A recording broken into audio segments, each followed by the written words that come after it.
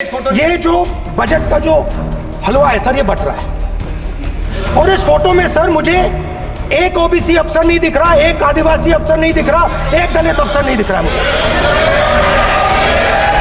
ये हो क्या रहा है सर? सर देश का हलवा बट रहा है सर, और इसमें 73% का एक है ही नहीं सर। ये आप लोग हलवा खा रहे हो और बाकी देश को हलवा मिल ही नहीं रहा है।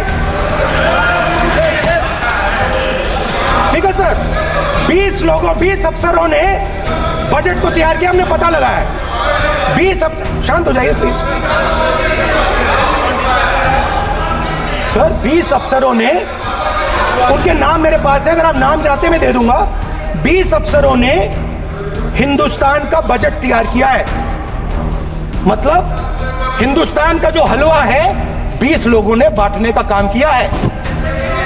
अब स्पीकर सर, उन 20 लोगों में से 90% लोगों में से 90% लोगों में से सिर्फ 2 हैं, एक माइनॉरिटी और एक ओबीसी। और इस फोटो में एक भी नहीं है। मतलब फोटो में आपने पीछे कर दिया, फोटो में तो आने नहीं दिया आपने, कोई नहीं आ सकता। और मैं चाहता था कि बजट में जाति जनगणना की बात उठे, जो पूरा देश चाहता है। 90% हिंदुस्तान जाति, 95% जाति जनगणना चाहता है। कौन चाहते हैं? दलित चाहते हैं, आदिवासी चाहते हैं, पिछड़ा वर्ग चाहता है, गरीब जनरल कास्ट के लोग चाहते हैं, माइनॉरिटी चाहते हैं, सब चाहते हैं। क्योंकि सब लोगों को यह पता लगाना है कि हमारी भागीदारी कितनी है, हमारी हिस्सेदारी कितनी है।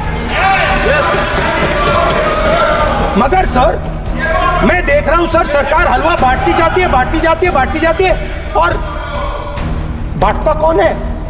वही 2-3% लोग, और बंटता किसको है? वही 2-3% लोग। और बाकी हिंदुस्तान, 90% हिंदुस्तान देख। फाइनेंस मिनिस्टर मुस्कुरा रही हैं। कमाल की बात है। ये हंसने की चीज नहीं है मैडम, ये हंसने की बात नहीं है, ये जाति जनगणना है। ये जाति जनगणना है, इससे देश बदल जाएगा।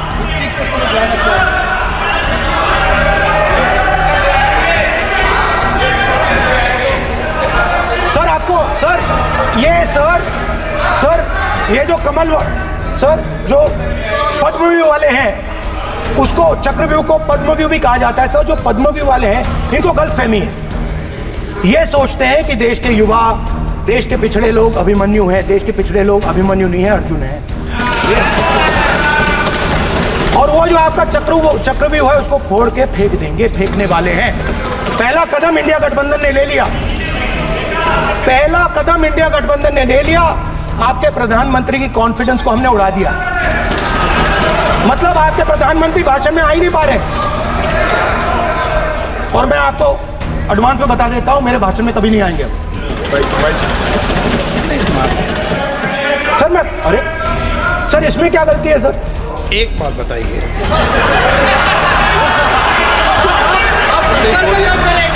सर तो जो पद्मव्यूह वाले लोग हैं सर, जो कमल फॉर्मेशन वाले लोग हैं, उनको हिंदुस्तान का नेचर नहीं समझ आया। हिंसा, नफरत हिंदुस्तान का नेचर नहीं है।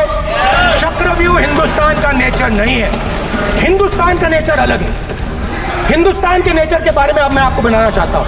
हर धर्म में चक्रव्यूह के खिलाफ फॉर्मेशन होता है, हर धर्म में। माननीय सदस्य, आप जानते हो हिंदू धर्म में चक्रव्यूह का ऑपोजिट क्या होता है, जानते हो आप चेयर को एड्रेस। मैं बताता हूं सर। शिव की बारात होती है सर। शिव की बारात में कोई भी आ सकता है, किसी भी धर्म का कोई भी व्यक्ति आ सकता है, बारात में आ सकता है, नाच सकता है, गा सकता है, अपना सपना देख सकता है।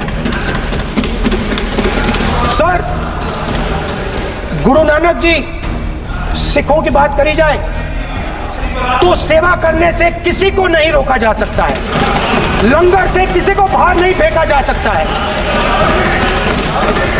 सर इस्लाम में कोई भी मस्जिद में आ सकता है, चर्च में कोई भी घुस सकता है, संघा में कोई भी आ सकता है सर। मगर इनके चक्रव्यूह में सिर्फ 6 लोग हैं सर। तो ये लड़ाई शिव की बारात और चक्रव्यूह के बीच में है। चक्रव्यूह तोड़ते हैं, हम चक्रव्यूह तोड़ने का काम करते हैं। मनरेगा, हरी क्रांति, आजादी, कॉन्स्टिट्यूशन, ये चक्रव्यूह को तोड़ने के काम है। इससे देश में खुशी आती है, डर मिटता है, कॉन्फिडेंस आती है। आप पद्मव्यूह चक्रव्यूह बनाने का काम करते हो। चक्रव्यूह शिव की बारात को हरा ही नहीं सकता है। आप अपने इतिहास को देखिए, आप अपने आप को हिंदू कहते हो, आप हिंदू कहते हो, आप हिंदू धर्म को समझते नहीं हो।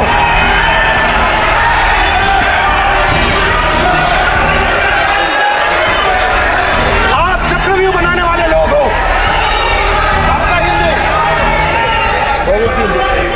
Bogus bogus. स्पीकर सर, तो अंत में मैं ये कहना चाहता हूं, अब शांत हो जाए, खत्म कर रहा हूं सर, घबराइए मत, डरो मत, डरो मत। स्पीकर सर,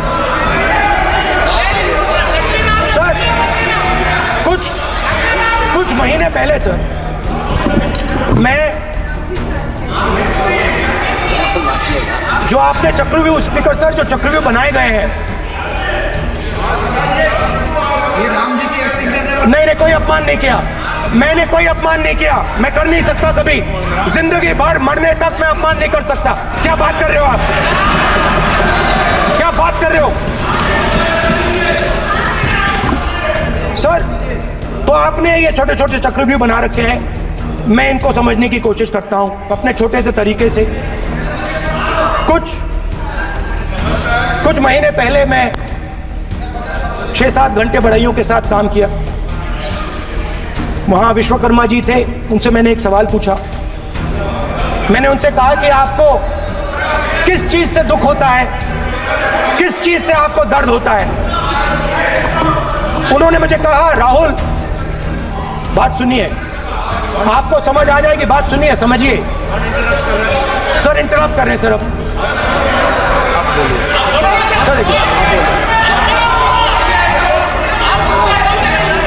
आप इतना इंटरप्ट करते हो, बोलते हो बेटे, आप तो पूरे भाषण में बेल में आ जाते हो, सवाल करते हो इंटरप्ट करने का। स्पीकर सर, तो मैंने विश्वकर्मा जी से पूछा कि आप यहाँ सालों से बढ़ाई का काम कर रहे हो,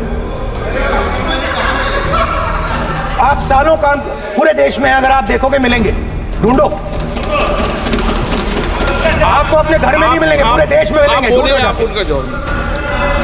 तो मैंने उनसे पूछा, विश्वकर्मा जी आपको दर्द किस बात का होता है, दुख किस बात का होता है? तो उन्होंने कहा, राहुल मैं ये टेबल बना रहा हूं, मगर राहुल जी कहा, राहुल जी अब कहा, वो मुझे अच्छा नहीं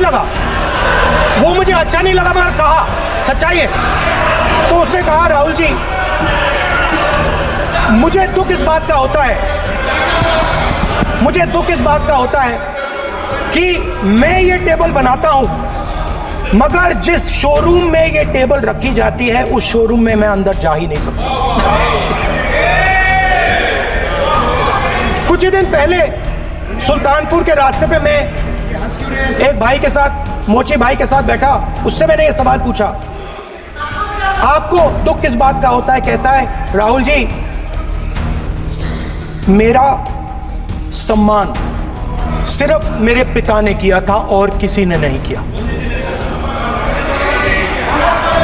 तो मेरा कहना है सर, ये जो आपने चक्रव्यूह बनाया है, इस चक्रव्यूह से करोड़ों लोगों को नुकसान हो रहा है, दर्द पहुंच रहा है, और हम इस चक्रव्यूह को तोड़ने जा रहे हैं। और तोड़ने का सबसे बड़ा तरीका, जिससे आप लोग डरते हो, कांपते हो, वो है जाति जनगणना।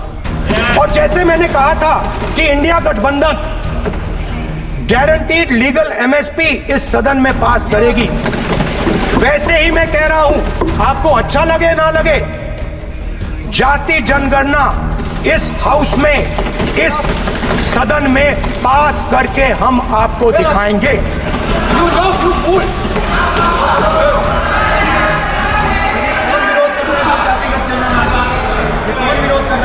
क्यों बेटे बेटे टिप्पणी कर रहे हो आप? क्यों बेटे बेटे टिप्पणी कर रहे हो? फिर वोट कितनी करेंगे?